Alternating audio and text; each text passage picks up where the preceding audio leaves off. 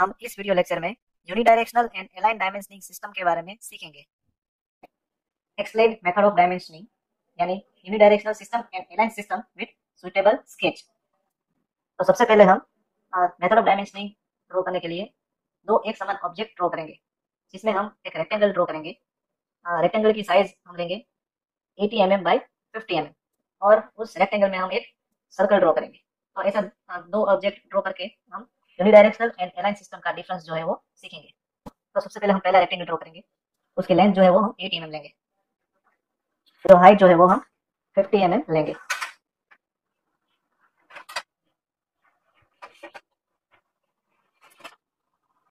तो ये पहला रेक्टेंगल हो गया।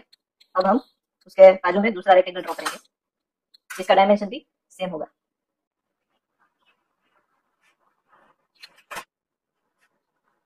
तो जो पहला रेक्टेंगल है उसमें हम यूनिडायरेक्शनल सिस्टम के मुताबिक डायमेंशन देंगे, और जो दूसरा रेक्टेंगल है उसमें हम अलाइन सिस्टम के द्वारा डायमेंशनिंग देंगे। राइट। अब हम दोनों रेक्टेंगल के बीच में एक सर्कल ड्रॉ करेंगे, जिसका डायमीटर होगा 40 mm। तो सर्कल ड्रॉ करने के लिए सबसे पहले हमें सर्कल की सेंटर लाइन ड्रॉ करनी पड़ेगी।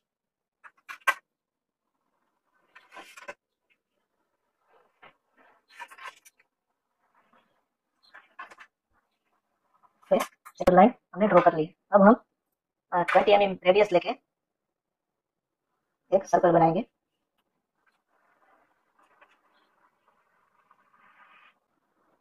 ठीक है, सेम वे हम राइट साइड भी वही डायमेंशन का सर्कल बनाएंगे। तो ये दो ऑब्जेक्ट हो गए हैं। क्वेश्चन में हमें ऐसा कहा गया है कि explain unidirectional and align system by suitable sketch. तो ये हमने ऑब्जेक्ट ड्रॉ किया है जो सेम है। अब हम इन दोनों ऑब्जेक्ट में केवल डायमेंशनिंग जो सिस्टम है वो अलग अलग देके उसको एक्सप्लेन करेंगे। सबसे पहले मैं यूनिडायरेक्शनल सिस्टम के रूप में डायमेंशन देके आपको एक्सप्लेन करता हूँ। तो पहले एक्सटेंशन लाइन ड्रॉ करके हम वो यूनिडायरेक्शनल सिस्टम में जो लाइन जो है डायमेंशन लाइन वो कंटिन्यूस नहीं ड्रॉ करनी है, उसको आपको बीच में से ब्रेक करना है, और जो डायमेंशन है वो इस लाइन के बीच में लिखना है। राइट। सेम वे अगर हम वर्टिकल लाइन देखें तो वर्टिकल लाइन में भी जो डायमेंशन लाइन है वो कंटिन्यूस नहीं ड्रॉ करनी है, उसको बीच में से ब्रेक करना है। ठीक है, और जो डायमेंशन है वो लाइन के बीच में लिखना है। तो वर्टिकल हाइट है 50। राइट। सेम वे अगर हम सर्कल का डायमेंशन देना चाहे तो सर्कल के डायमेंशन में भी जो लाइन है वो बीच में से ब्रेक करनी है, और जो वैल्यू जो है वो लाइन के बीच में लिखनी है।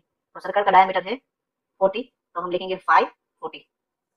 तो आप देख सकते हैं कि यूनिडायरेक्शनल डायमेंशन सिस्टम में जो डायमेंशन लाइन है वो ब्रेक करके जो डायमेंशन की वैल्यू है वो उसके बीच में लिखनी है। तो इसका अगर हम कंक्लूजन लिखें तो कुछ इस तरह से होगा, both horizontal and vertical dimension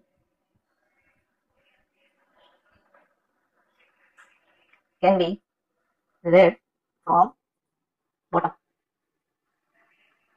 means अगर आपको डायमेंशन को पढ़ना है तो आपको डायमेंशन को नीचे से देखना पड़ेगा। आप डायमेंशन को नीचे से देखेंगे तो आपको जो डायमेंशन की वैल्यू है वो सही तरह से पढ़ी जा सकती है। ठीक है, अब सेम डायमेंशन जो है वो हम दूसरे ऑब्जेक्ट में अलाइन सिस्टम के रूप में देंगे। तो सबसे पहले एक्सटेंशन लाइन ड्रॉ करके हम उसके लेंथ को डिफाइन करेंगे। ठीक है, तो अलाइन सिस्टम में लाइन को ब्रेक नहीं करना है, उसको कंटिन्यूस रखना है, तो जो लाइन जो होगी वो कंटिन्यूस होगी। राइट।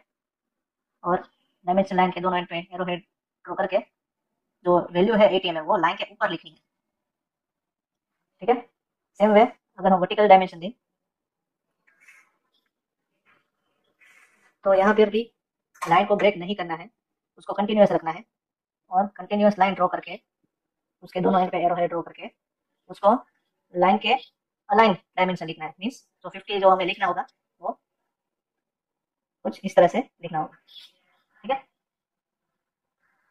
अलाइन सिस्टम में जो लाइन जैसे जैसे रोटेट होती है वैसे वैसे उसका जो डायमेंशन है वो भी लाइन के साथ रोटेट होगा। ठीक है, अब हम इसका डायमीटर का डायमेंशन देंगे, तो इसमें भी जो लाइन जो है वो ब्रेक नहीं करनी है, और जो डायमेंशन है डायमीटर का वो लाइन के ऊपर लिखना है।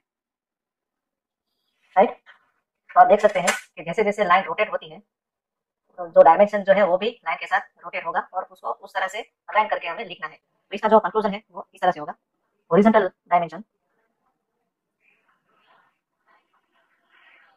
Can be red from bottom. ठीक है, अब हॉरिजॉन्टल डायमेंशन जो है एटीएम है वो आप बॉटम से अगर पढ़ेंगे तो वो सही दिखेगा। और जो वर्टिकल डायमेंशन है, vertical dimension can be red from right side. ठीक है, तो वर्टिकल डायमेंशन है 50, उसको अगर आपको सही तरह से पढ़ना है तो आपको इस राइट साइड से उसको देखना पड़ेगा। ठीक है, so this is the difference between unidirectional and aligned dimensioning system. Thank you very much.